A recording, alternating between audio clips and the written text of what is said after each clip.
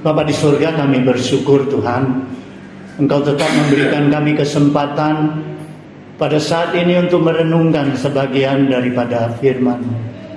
Kami mohon Tuhan, Engkau hadir, Engkau bekerja di dalam firman-Mu, sehingga firman-Mu menjadi bagian di dalam kehidupan kami, untuk kami boleh laksanakan di dalam kehidupan kami.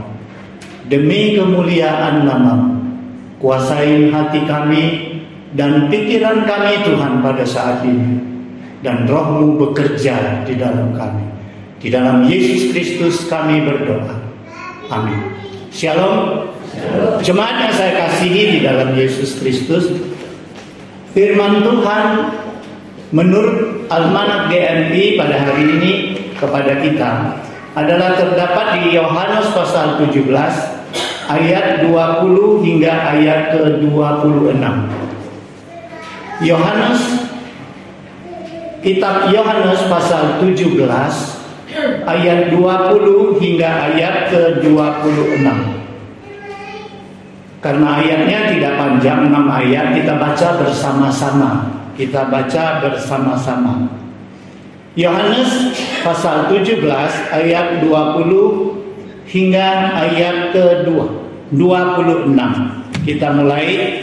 Dan bukan untuk mereka ini saja aku berdoa, tetapi juga untuk orang-orang yang percaya kepadaku oleh pemberitaan mereka, supaya mereka semua menjadi satu, sama seperti Engkau, ya Bapa, di dalam aku dan aku di dalam Engkau, agar mereka juga di dalam kita, supaya dunia percaya bahwa Engkaulah yang telah mengutus aku, dan aku telah memberikan kepada mereka kemuliaan yang Engkau berikan kepadaku, supaya mereka menjadi satu, sama seperti kita adalah satu. Aku di dalam mereka dan Engkau di dalam aku, supaya mereka sempurna menjadi satu, agar dunia tahu bahwa Engkau yang telah mengutus aku, dan bahwa Engkau mengasihi mereka sama seperti Engkau mengasihi aku. Ya Bapa, aku mau supaya dimanapun aku berada, mereka juga berada bersama-sama dengan aku, mereka yang telah Engkau berikan kepadaku, agar mereka memandang kemuliaanku yang telah Engkau berikan kepadaku, sebab Engkau telah mengasihi aku sebelum dunia dijadikan. Ya Bapa yang adil, dia tidak mengenal Engkau, tetapi aku mengenal Engkau, dan mereka ini tahu bahwa Engkau yang telah mengutus aku, dan aku telah memberitahukan nama-Mu kepada mereka, dan aku akan memberitahukannya, supaya kasih yang Engkau berikan kepadaku ada di dalam mereka, dan aku di dalam mereka. Jemaat yang saya kasihi di dalam Yesus Kristus, pembacaan kita hari ini adalah sebagian daripada doa syafaat Yesus. Kalau kita membaca seluruh pasal ke-17 ini, maka kita akan melihat Yesus di situ berdoa syafaat. Untuk apa Yesus berdoa syafaat di sana? Kita bagi ada 3 bagian doa syafaat Yesus ini. Bagian pertama, Yesus mengungkapkan isi hatinya kepada Bapanya yang di surga. Yesus berkeluh kesah di sana. Yesus memuji Tuhan Allah Bapanya. Yesus bersyukur akan kasih Bapanya kepadanya. Yesus juga memberikan satu pertanggungjawaban kepada Bapanya. Apa yang sudah Bapanya berikan kepadanya, tugas itu sudah dia laksanakan dengan baik. Murid-murid yang diberikan kepadanya telah dia pelihara dengan baik-baik. Itu bagian pertama doa syafaat Yesus. Bagian kedua doa syafaat Yesus adalah untuk murid-muridnya. Untuk murid-muridnya. Nah saudara sekalian, bagian yang ketiga adalah yang kita baca tadi. Yesus berdoa syafaat untuk orang-orang yang percaya hasil dari pemberitaan murid-muridnya. Siapa mereka? Tentu mereka adalah kita. Saudara sekalian, betapa berbahagia kita ya. Tuhan kita mendoakan kita. Saudara sekalian, di dalam doa syafaat kita tahu gereja selalu mendoakan kita, hamba Tuhan mendoakan kita, teman-teman mendoakan kita. Kita bersyukur untuk itu, karena kita selalu menganggap bahwa kita bisa berhasil hari ini adalah berkat dukungan doa daripada teman-teman kita, sanak famili kita, hamba-hamba Tuhan, juga jemaat yang menjadi pendukung doa bagi kita. Tetapi hari ini kita bayangkan Tuhan Yesus sendiri berdoa syafaat untuk kita. Kita harus bersyukur bahwa betapa besar kasih Tuhan kepada kita. Saudara sekalian, Yesus mendoa syafaat ini, doa syafaat Yesus ini disampaikan oleh Yesus menjelang ia akan menuju perjalanan salibnya. Saudara sekalian, menjelang Yesus mau meninggalkan muridnya. Jadi Yesus berdoa untuk murid-muridnya. Mengapa Yesus mendoakan murid-muridnya? Karena dia mau setelah dia pergi ke sorga, murid-muridnya akan dapat meneruskan pelayanannya. Tugas-tugas yang belum dia selesaikan di dunia ini, dia harap murid-muridnya mampu melayaninya. Namun saudara sekalian, Yesus juga menyadari, walaupun 3 tahun dia sudah mendidik muridnya dengan baik sekali. Yesus mendidik muridnya bukan saja dengan firman-Nya yang penuh kuasa, tetapi dia juga mendidik muridnya dengan teladan perbuatannya. Bagaimana dia berkuasa, bagaimana dia menyembuhkan orang sakit, bagaimana dia memberikan kasih-Nya kepada orang yang membutuhkan pertolongan. Yesus mendidik mereka dengan teladan kelakuannya sendiri. 3 tahun, saudara sekalian, waktu yang sangat singkat. Bila kita ingin mendidik seseorang yang mempunyai begitu banyak karakter, sesuai dengan apa yang kita inginkan, yang kita harapkan kepada mereka, benar-benar bukan masalah mudah. Yesus menyadari itu, walaupun dia sudah berusaha bagaimana mendidik mereka dengan teliti, tetapi pada diri mereka masih terdapat banyak kelemahan-kelemahan yang perlu dia dukung di dalam doanya, yang perlu dia mohon Bapaknya yang di sorga untuk menjaga, memberikan perlindungan, untuk memberikan kemampuan, kekuatan kepada murid-muridnya yang akan dia tinggalkan. Saudara sekalian, kalau kita meneliti pokok-pokok doa di dalam doa syafaat Yesus, seperti kita doa syafaat ada pokok-pokoknya. Kita doa untuk gereja, kita doa untuk PKMI, kita doa untuk orang yang sakit. Maka kita lihat di dalam doa Yesus yang begitu panjang, doa syafaat Yesus yang begitu panjang, ada 6 pokok yang kira-kira saya kumpulkan. Yang pertama di ayat 11, ayat 21, 22, 23, Yesus berdoa untuk kesatuan murid-muridnya. Yesus katakan, Bapa, biarlah mereka menjadi satu. Biarlah mereka sempurna menjadi satu, seperti aku bersatu dengan Engkau. Ini doa Yesus. Pada ayat ke-13, Yesus mendoakan supaya ada sukacita di dalam hidup murid-muridnya ketika dia meninggalkan mereka nanti. Murid-muridnya tidak jadi sedih, tidak jadi galau, tidak jadi putus harap, tidak jadi patah semangat, tetapi mereka tetap diberikan sukacita dan kekuatan setelah dia nanti tidak bersama dengan murid-muridnya. Ayat ke-15, supaya murid-muridnya terlindung daripada pengaruh kejahatan, terlindung daripada kuasa iblis. Karena Yesus tahu bahwa mereka masih tetap di dunia, masih ada pengaruh dunia, masih ada pengaruh iblis melalui dunia ini untuk menggoyahkan iman mereka, untuk mengambil kemurnian mereka. Oleh sebab itu Yesus berdoa agar Bapaknya yang di sorga melindungi murid-muridnya daripada kuasa yang jahat.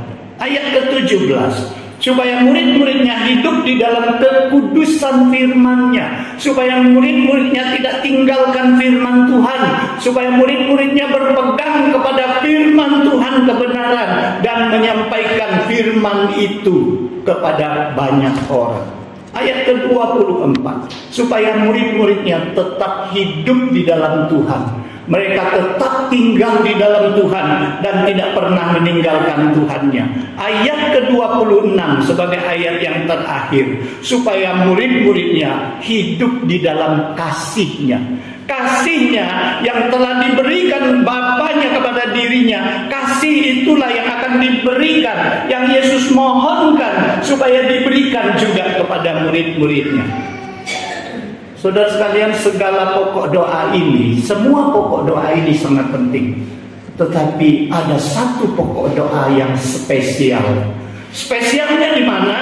Yaitu Yesus sampai 4 kali mengulangi doanya. Agar mereka menjadi satu, agar mereka menjadi satu, agar mereka sempurna menjadi satu. Kenapa Yesus menekankan kesatuan daripada murid-muridnya? Memang ada apa dengan kesatuan daripada murid-muridnya? Saudara sekalian, kita dapat melihat bukan tanpa alasan Yesus doakan itu. Pertama kali ketika Yesus berkata kepada murid-muridnya bahwa dirinya akan menjalani perjalanan salib, dirinya akan diserahkan kepada manusia, dirinya akan ditangkap, dibunuh dan disalib. Waktu itu Petrus segera menarik Yesus ke samping. Petrus katakan, Tuhan, kiranya Allah menjauhkan hal itu. Hal itu sekali-kali janganlah menimpa Engkau. Saudara sekalian, kenapa Petrus yang menjadi wakil murid-muridnya berkata demikian? Karena Petrus dan juga murid-murid yang lain tidak pernah berpikir kalau ikut Tuhan harus menderita, kalau ikut Tuhan harus ditangkap orang nanti, kalau ikut orang harus menderita kesengsaraan. Mereka belum pernah pikir itu. Yang mereka pikirkan apa? Yesus yang penuh kuasa, Yesus yang sudah mereka anggap sebagai Mesias, anak Allah yang hidup. Sesuai dengan pengakuan Petrus, dia akan mendirikan kerajaan. Dan kalau kerajaan itu sudah didirikan, mungkin nggak mereka menderita? Mereka sudah bayangkan mereka akan ikut berkuasa dengan Tuhan. Nah saudara sekalian, apa yang Yesus katakan kepada Petrus? Enyahlah engkau iblis. Siapa yang dienyah oleh Yesus? Petrusnya diusir? Enggak. Iblis yang mempengaruhi pikiran Petrus, iblis yang bercokol di dalam hati Petrus, itu yang dienyahkan oleh Tuhan. Tetapi apa yang Tuhan tegur kepada Petrus? Sebab engkau bukan memikirkan apa yang dipikirkan Allah, melainkan apa yang dipikirkan oleh manusia. Saudara sekalian, Yesus kemudian mengatakan, setiap orang yang mau mengikuti aku, ia harus menyangkal dirinya, memikul salibnya dan mengikuti aku. Inilah pikiran Allah yang harus dimiliki oleh murid-muridnya. Tetapi murid-muridnya tidak pernah berpikir seperti itu. Karena bagi mereka tidak mungkin, mereka tidak sanggup seperti Yesus. Tetapi Yesus katakan, kalau kamu mau ikut aku, kamu harus sanggup memikul salib, menyangkal diri dan ikut aku. Ini pertama kali. Kedua kali Yesus menyatakan kepada muridnya bahwa dia akan diserahkan, dia akan menjalani jalan penderitaan. Saudara sekalian, pada saat itu murid-murid nggak berani lagi protes, nggak berani lagi komentar. Karena apa? Mereka takut nanti seperti Petrus dihardik lagi. Jadi mereka diam. Tapi apa yang mereka kerjakan? Alkitab mengatakan mereka tetap berebut, mereka tetap bertengkar. Siapakah yang akan jadi terbesar di antara mereka? Yesus melihat itu. Kemudian Yesus menegur mereka. Jika seorang ingin menjadi terdahulu, hendaklah ia menjadi yang terakhir dari semuanya dan pelayan dari semuanya. Yesus mau katakan, siapa yang mau menjadi pemimpin, dia harus mau menjadi pelayan. Nah saudara sekalian, ini kedua kali Ketiga kali ketika Yesus katakan tentang penderitaannya, justru pada saat itu Yohanes, Yakobus beserta ibunya datang kepada Yesus. Mereka meminta, "Guru, apabila engkau kerajaanmu datang nanti, biarlah anakku Yohanes, Yakobus, satu duduk di kirimu, satu duduk di kananmu." Saudara sekalian, pada saat itu Yesus berkata kepada mereka, "Apakah kamu sanggup meminum cawan yang aku minum?" Saudara sekalian, Yesus ingin mengatakan kepada mereka, jalanku adalah jalan penderitaan. Siapa yang mau ikut dengan aku, dia harus menjadi pelayan, bukan duduk di atas singgasana. Mengikut aku, dia harus menjadi pemimpin yang melayani, bukan pemimpin yang memerintah. Yesus katakan kepada mereka bahwa Anak Manusia datang bukan untuk dilayani, tetapi untuk melayani dan untuk memberikan nyawanya bagi tebusan bagi banyak orang. Yesus sudah lebih mendalam lagi menegur murid-muridnya. Ikut aku, harus bersedia menyerahkan nyawa demi banyak orang. Nah, saudara sekalian, ini yang ketiga kali. Keempat kali ketika sudah perjamuan kudus ini, perjamuan malam. Karena habis perjamuan malam, Yesus ditangkap di Taman Getsemani. Inilah perjamuan terakhir. Yesus di dalam perjamuan terakhir, murid-murid, dia melihat murid-muridnya masih pada bertengkar di sana.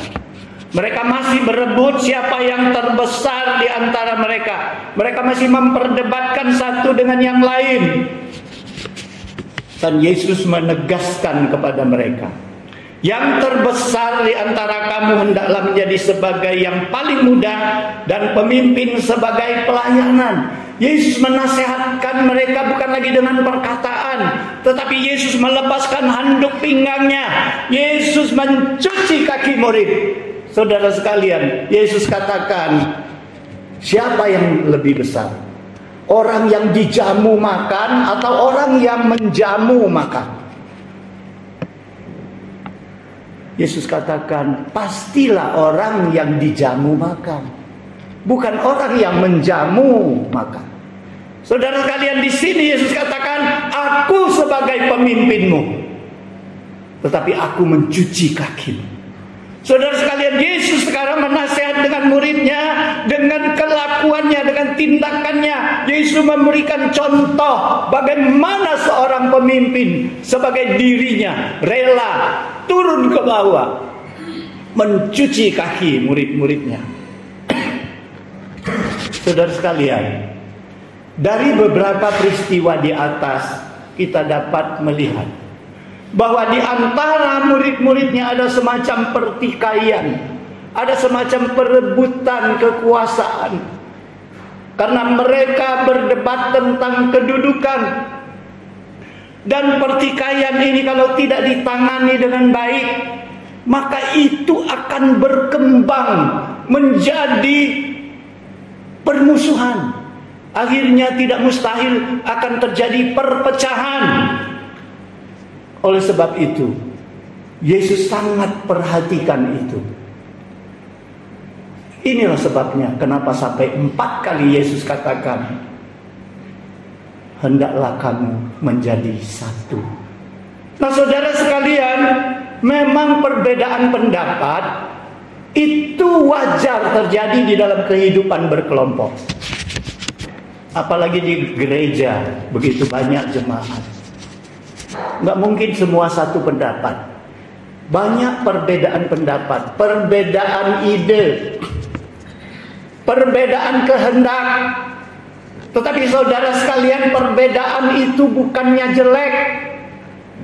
Ingat, maksud Yesus menjadi satu itu bukan menjadi sama, bukan.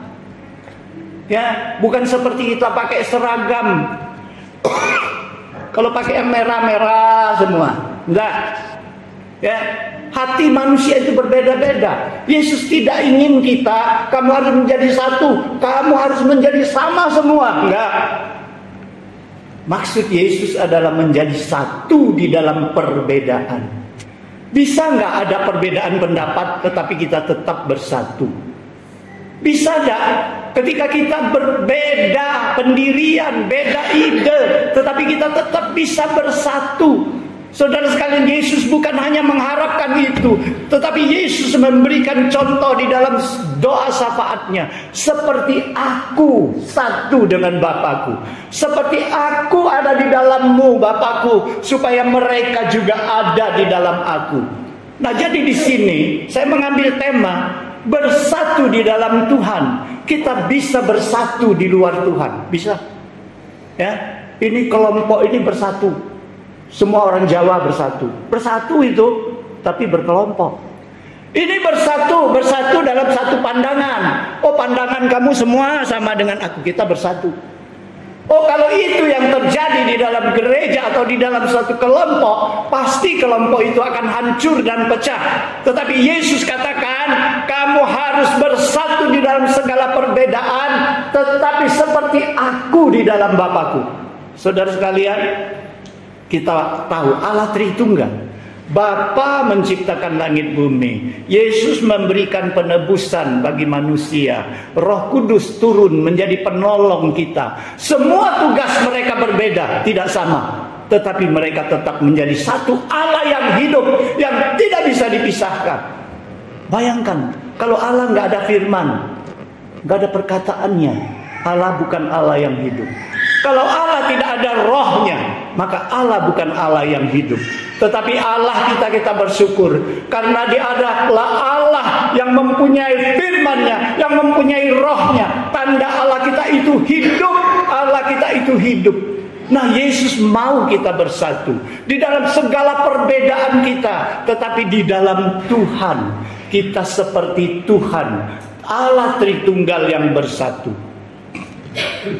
Saudara sekalian, Rasul Paulus memberikan contoh yang baik. Rasul Paulus mengatakan bahwa kita adalah anggota tubuh Kristus. Ada yang jadi tangan, ada yang jadi kaki. Pokoknya kita adalah anggota tubuh Kristus. Ya, tidak bisa tangan mengatakan bahwa aku bukan kaki, jadi aku bukan anggota tubuh. Bukan. Tidak bisa juga hidung mengatakan karena aku bukan telinga, aku tidak termasuk tubuh. Bukan. Paulus mengatakan kita adalah anggota tubuh Kristus, tetapi ingat, kepalanya adalah Kristus.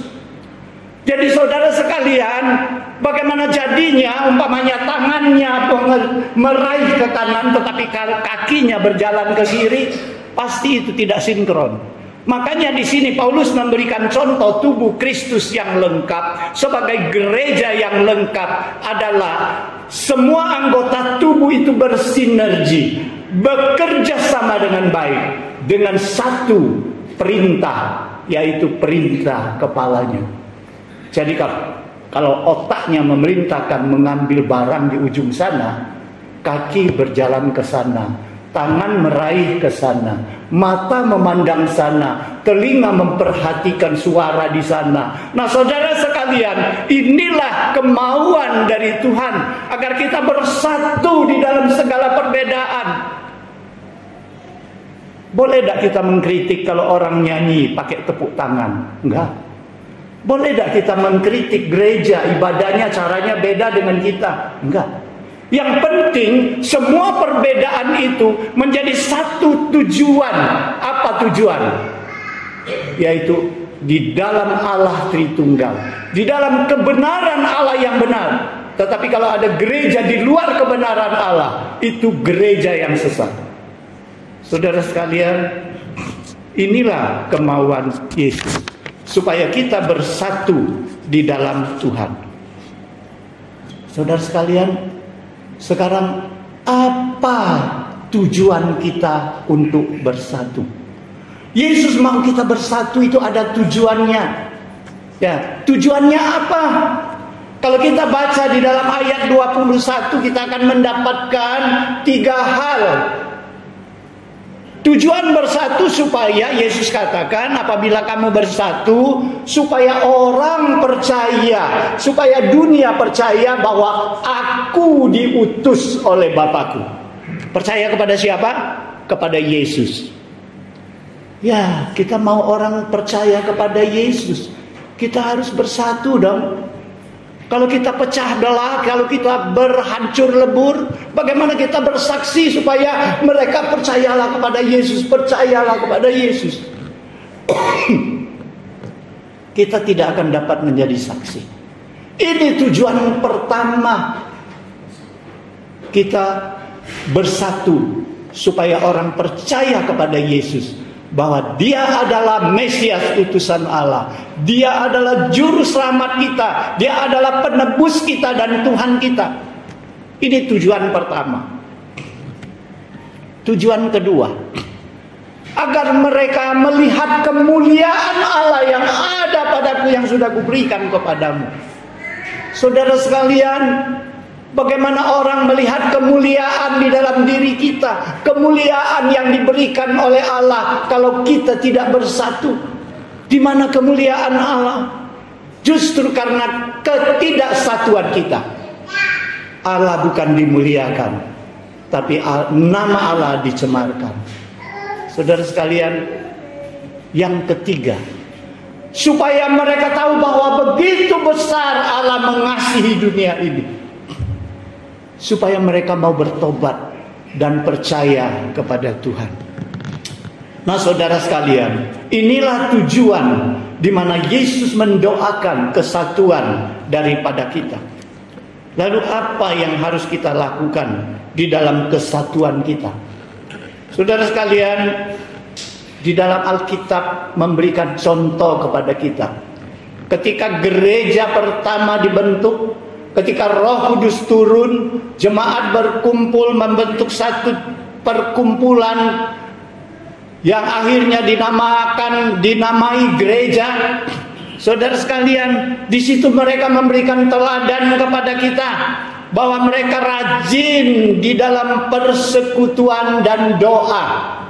Saudara sekalian, jangan kita bicara tentang kesatuan kalau kita tidak rajin ibadah dan berdoa. Yang kedua, mereka sehati sepikir, saling berbagi dan saling menolong. Saudara sekalian, adakah kita lakukan itu di dalam gereja kita? Adakah seperti apa yang disebut di dalam gereja mula-mula?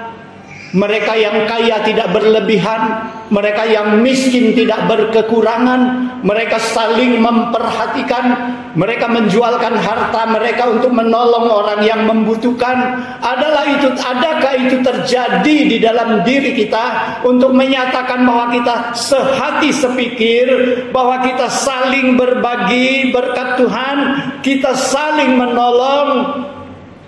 Kalau belum kita lakukan, berarti kita belum ada kesatuan hati. Mereka bertekun di dalam firman Tuhan dan melakukannya. Saudara sekalian, mereka bukan saja melakukan organisasi yang rapi, tetapi mereka berpatokan kepada firman Tuhan yang mereka pelajari, yang mereka tekuni setiap hari, yang disampaikan oleh para rasul. Dan firman Tuhan itulah menjadi pedoman bagi mereka, bagaimana mereka bertindak, bagaimana mereka menyatakan kesatuan mereka. Mereka memuji Tuhan dan dengan tulus hati, dan mereka senantiasa bersaksi. Saudara sekalian, banyak di antara kita nyanyi tapi hati kita tidak ikut nyanyi. Kadang-kadang ya, saya menyanyikan lagu kerohanian biasa-biasa aja, kayaknya tidak merasakan apa-apa. Tapi ketika saya menghayati lagu itu, air mata saya bisa keluar. Mungkin kalian punya pengalaman yang seperti itu. Cobalah, ketika kalian menyanyi dengan hati kalian, dengan tulus hati kalian menyanyikan lagu, memuji Tuhan, maka kalian akan merasakan betapa besar Tuhan mengasihi kita orang yang tidak layak ini, betapa besar perhatian Tuhan kepada kita. Betapa besar kesalahan kita, kerendahan kita, ketidaklayakan kita di hadapan Tuhan. Betapa besar keinginan kita untuk melakukan lebih baik lagi seperti nyanyian yang kita nyanyikan. Nah, saudara sekalian, saya selalu kondisi itu saya dapatkan kalau saya kebaktian di Singapura umpamanya, di gereja yang baru. Karena apa? Mungkin suasana baru. Jadi semua lagu itu saya hayati. Nah, kenapa di gereja kita sendiri tidak bisa? Saudara sekalian, ini pertanyaan. Saudara sekalian, inilah contoh bagaimana kita ingin bersatu sesuai dengan kehendak Tuhan. Tuhan telah memberikan contoh dan kita lihat bagaimana hasil yang didapatkan oleh jemaat mula-mula. Mereka disukai semua orang. Ini pertama. Adakah gereja kita disukai oleh semua orang yang bukan anggota gereja kita? Adakah gereja kita disukai orang-orang di sekitar kita? Adakah gereja itu kehadirannya menjadi berkat bagi mereka? Itu yang membuat mereka menyukai gereja kita. Kalau gereja kita memberikan kesaksian yang positif, itu yang membuat mereka yang bukan orang Kristen menghormati kita. Nah, saudara sekalian, adakah gereja kita disukai oleh semua orang? Kemudian Allah tiap hari menambahkan jumlah orang yang selamat kepada mereka. Saudara sekalian, adakah gereja kita ditambahkan orang-orang yang diselamatkan oleh Tuhan? Saudara sekalian, inilah berkat ketika kita melakukan kesatuan seperti apa yang Tuhan Yesus mau. Seperti apa yang Yesus doakan di dalam doa syafaatnya kepada Bapanya yang di sorga. Saudara sekalian,